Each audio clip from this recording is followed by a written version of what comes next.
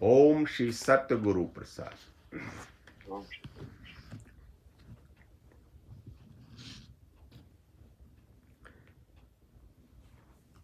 कल हम लोग बात कर रहे थे God's voice can be heard in many veg.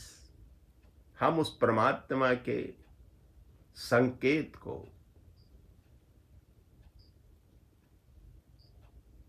उनकी आवाज को विभिन्न रूपों में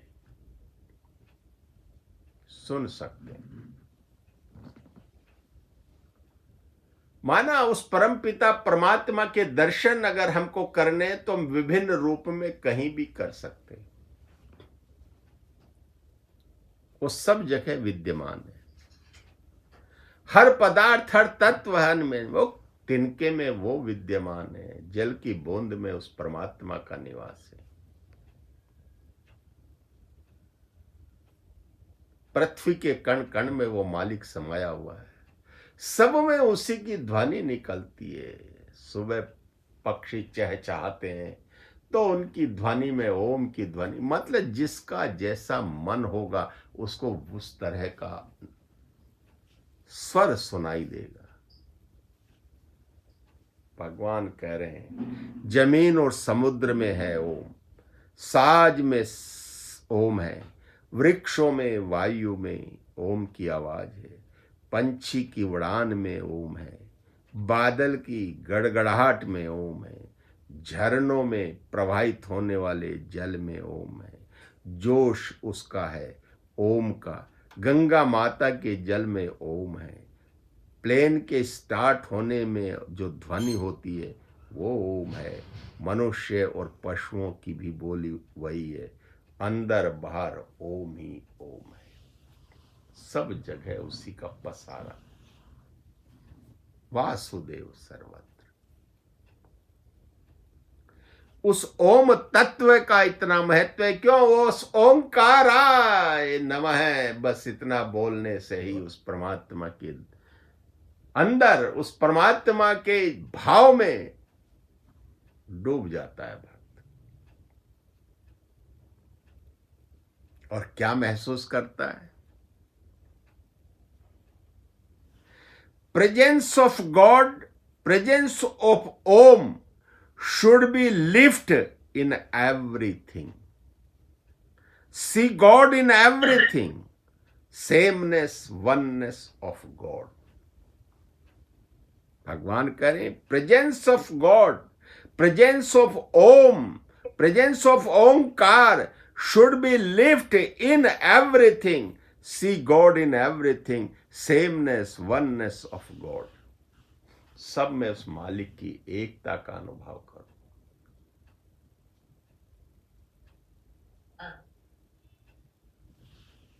क्या मतलब?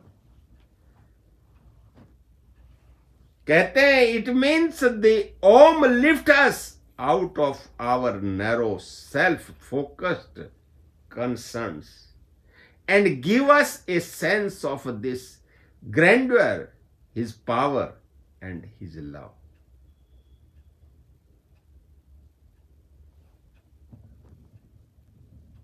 तो कैसे उसको देखें? तो उसकी विधि बताई कुछ। संतों ने कहा क्या? Turn to God Om and pray. It may sound obvious but the answer of any problem is turn to the God.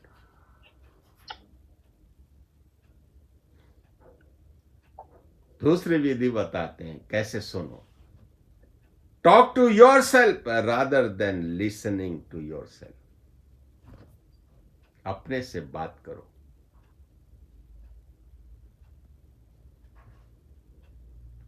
Keep us your spiritual discipline. O Lord, keep us in your spiritual discipline. हम परमात्मा के, हम सतगुरु के अनुशासन मर्यादाओं में रह करके गुरु ज्ञान की गंगा में स्नान करें। और जल्दी न करें। क्या कहते हैं? Wait and expect God to answer your prayer जो परमात्मा के लिए आपने निवेदन किया है, प्रार्थना की है, परमात्मा आपको उसका जवाब देंगे। कैसे जवाब देंगे? चिट्ठी लिख करके देंगे? परमात्मा की अपनी लीला है।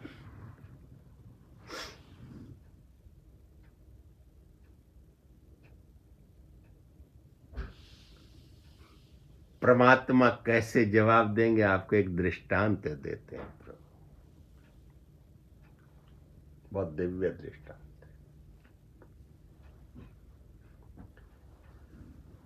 हम लोग रोज बोलते हैं अतिथि देवो भव। भगवान कह रहे हैं कि कैसे उठाता है ईश्वर, कैसे आपको ऊंचा लेकर के जाता है। अगर उसका सत्संग करते हैं आप, उसमें भाव रखते हैं। एक ब्राह्मण था, दोनों निसंतान थे, पति पत्नी। परमात्मा की बड़ी सेवा करते थे, परमात्मा का गुणगान गाते थे, और वो किसी भी ब्राह्मण को खिलाए बिना रोज भोजन नहीं करते थे।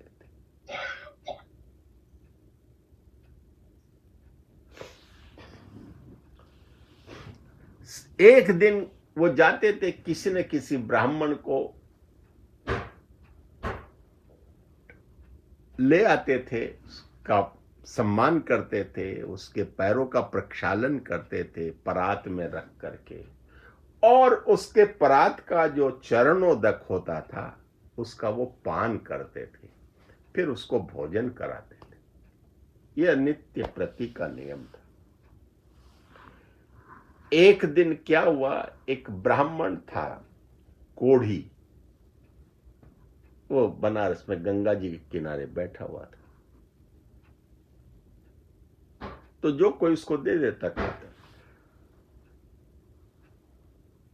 ये विप्र उसके पास गया और पूछा क्या, तो उसने कहा मैं ब्राह्मण हूं।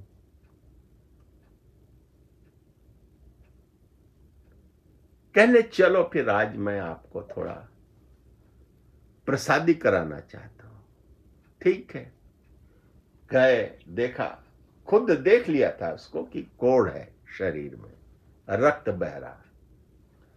आए उसी आसन पे जहां और ब्राह्मणों को बैठा करके वो उनको उनके पादों को प्रक्षालन करते थे और चरणोदक लेते थे। उसके चरणों को उसने प्रक्षालन किया, और उसके चरणों का जब वो प्रक्षालन कर रहे थे तो उसके चरणों से जो रक्त बह रहा था, जो मवाद बह रही थी, वो सब उस परात में पानी के साथ आ रही थी, और वो पानी बिल्कुल पीला पड़ गया था। फिर उन्होंने कपड़े से उसको साफ किया, उनके पैरों को, और उस ब्राह्मण को फिर प्रसादी के लिए तैयार किया। और जब वो परात में जितना पानी था तो उसका नियम था कि वो ब्राह्मण का चरणोदक का पान करते। उस पानी को उन्होंने देखा जरूर, लेकिन उन्होंने परमात्मा के भाव में उस परात के उस पानी को, जो कोढ़ से निकला हुआ था, रक्त युक्त था, उसका उसने पान किया, और जैसे ही उसने उसका पान किया वो समाधिस्थ हो गया।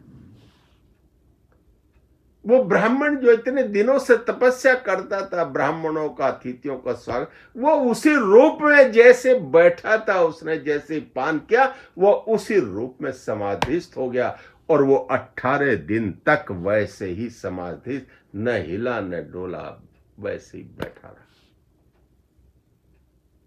और 19वें दिन उसकी समाधि लग गई, शरीर शांत हो गया, बिना किसी से बात किए, कुछ किए, आंखें नहीं उसने खोली।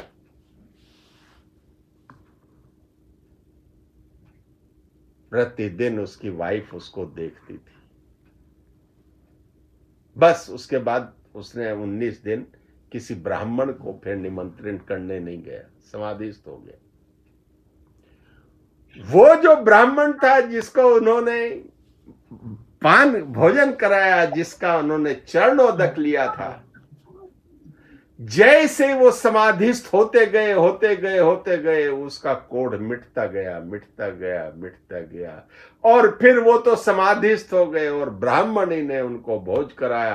तो वो ब्राह्मण पूछता है, हे देवी, मेरे को ये बताइए, ये कैसे समाधि? कल पहली बार ऐसा हुआ है प्रभु, आप कोई छोटे मोटे आदमी नहीं है क्या प्रभु? आप हमारी परीक्षा लेने आए थे क्या? नहीं देवी, ऐसी बात नहीं। कि नहीं प्रभु, मेरे पति आज समाधिस्थ हुए हैं, इनको तो कोई इच्छा ही नहीं सिवाय परमात्मा के। तब वो कहता है कि देवी, आज के बाद ये व्यक्ति, ये ब्राह्मण, ये विप्र मुक्त हो गया। इस संसार के आवागमन से इसका छुटकारा हो गया। इस समय पर ये मुक्त हो जाएगा। जिस बहुत प्रतापी है, बहुत पुण्य ब्राह्मण है। और जब देखा कि उस ब्राह्मणी ने, वो कहते कहते वहां से वो लुप्त हो गया, बैठे बैठे सामने वो लुप्त। ब्राह्मणी फिर इस बात को लोगों को बताती है। जब लोग उसकी समाधि को लेकर के जाने लगे तो वो लोगों को बताती, पूछा कि भाई ये तो बहुत पुण्य, कैसे हुआ ये सब? तब वो ये बात बताती है, कैसे परमात्मा उठाता है।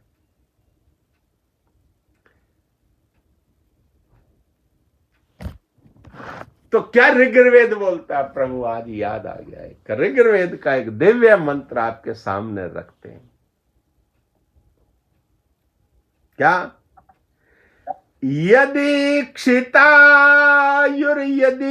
वा परेत, यदि मृत्योरन्तिकम नितएव, तथा हरामि नृतिरूपस्थात्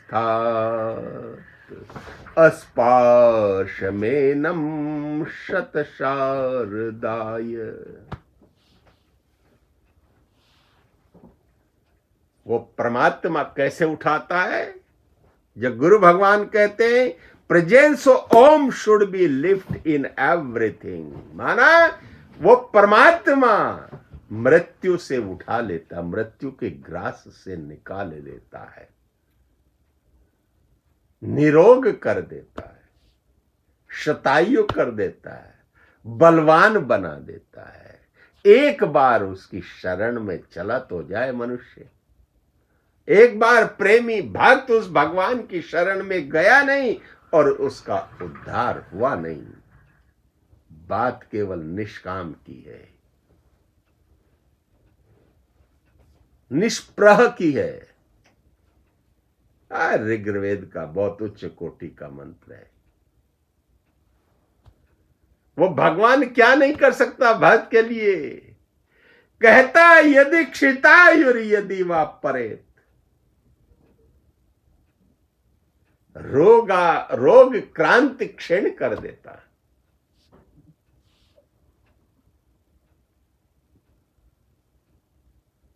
और क्या कहता है?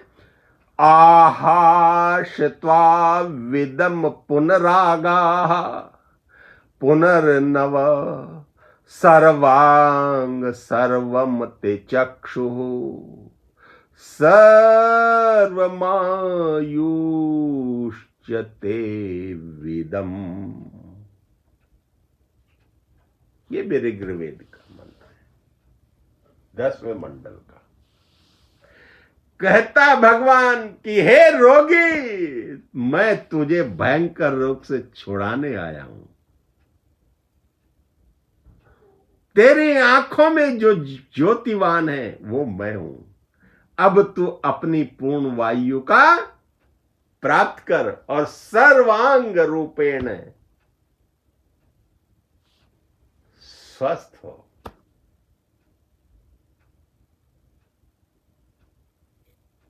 ये दिव्यता है। जब गुरु भगवान ने बोला प्रेजेंस ऑफ गॉड, ये प्रेजेंस ऑफ गॉड है, ये लिफ्ट है। कैसे? सी गॉड इज एवरीथिंग, सब में भगवान है। देखो वो मालिक को जब देखोगे, जब उसका आश्रय हम लेंगे, वो मालिक क्या नहीं कर सकता। वो मालिक सब कुछ कर सकता है, उसी के हाथ में, उसी में शक्ति है। वो केवल उसकी शरण में तो जाएं।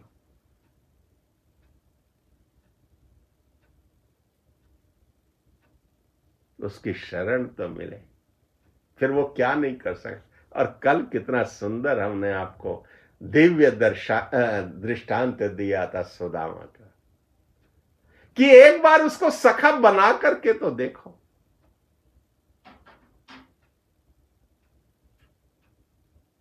एक बार उसका सखा बना नहीं और उसने अपना दायित्व का निर्वाह किया नहीं। उस आत्मा को एक बार अपना मित्र बना करके तो देखें और उसके साथ रमण तो करें। निकल जाओ तीर्थ यात्रा पर, उसको स्मरण करते करते करते करते करते करते। क्या तीर्थ यात्रा है कि वो उस परमात्मा के भाव में हम डूब जाएं, रमण करें। सारे सुख दुख जो कुछ भी हैं उसको देने की जरूरत नहीं, वो खुद ही खींच लेता है। वो कृपा निधान है, इसलिए उसको हरि बोला है। हरि ओम, हरि ओम, हरि ओम।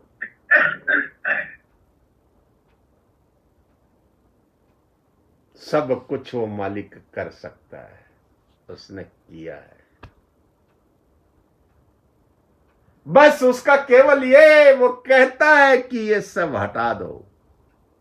भगवान ने स्वयं दुनिया को ये तत्व दिया है कि जब इस संसार से जाओ, उस मालिक के अलावा और कोई तुम्हारे पास याद करने के लिए नहीं होना चाहिए।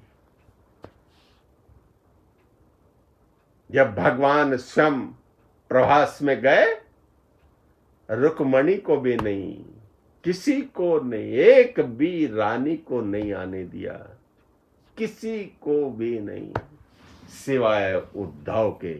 और फिर उद्धव को ये बात बताई इन्होंने, फिर उद्धव को ज्ञान दिया और कहा कि उसके पास जाओ तो किसी को साथ न लेकर के जाओ, उसका स्मरण करते हुए निकलो। और भगवान चले गए, संसार को विदा कर गए।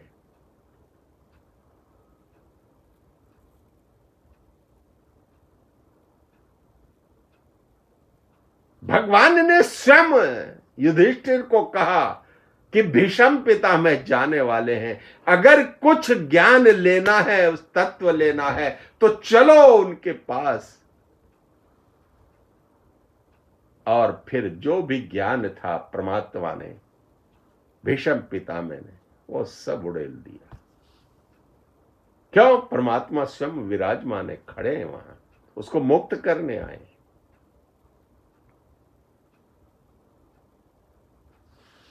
परमात्मा किस रूप में कहां आ जाएं, कहां उद्धार कर दें, आप नहीं समझ सकते। बस उसकी प्रतीक्षा में रहें। सब में गुरु कहता है, पक्षियों की चहट में, चहचहाट में उसकी आवाज है ओम की, वही ध्वनि करता है। और जो उसको पढ़ता है, उसके मार्ग पर चल करके वो उसको समझ लेता है।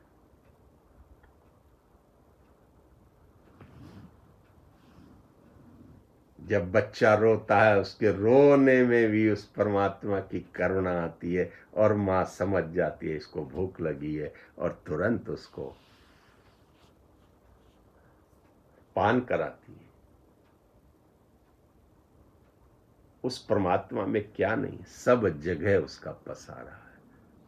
तो क्या कहते हैं प्रभु प्यारे, ऐसी मेरी चॉइस थी जो तत्व को पकड़ने में लग जाएं, इतना उसमें गुम हो जाएं कि बीच में पैसा, बेटा, लोक, संसार सोचना, घर सोचना, इसका टाइम ही नहीं था। हरि ओम, हरि ओम, हरि ओम, केवल ओम। लगातार बस मैं एंड तक पहुंच जाऊं। कहां पहुंच जाऊं? एंड तक, आखिर तक। क्या आखिर? जैसे भगवान का प्रभास था, वो अब पहुंच गए।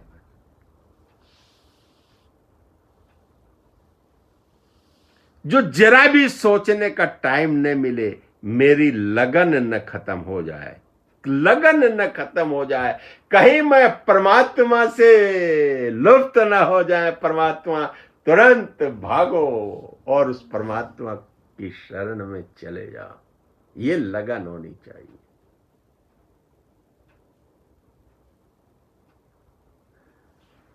ये अगन होनी चाहिए।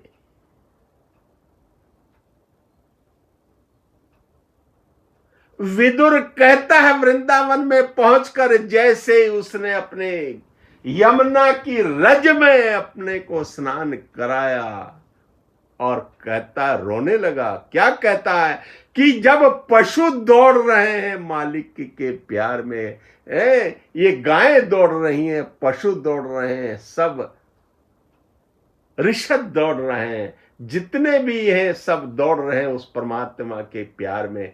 मैं कितना अभागा हूं जो मेरे को ये तड़फनी नहीं हुई है अभी तक। तो मेरे को ये मिलना तो चाहिए ना। क्यों ऐसा हो रहा है मेरे साथ में? ये सोच रहा कि देखा सामने कोई विद्वत पुरुष बैठा है,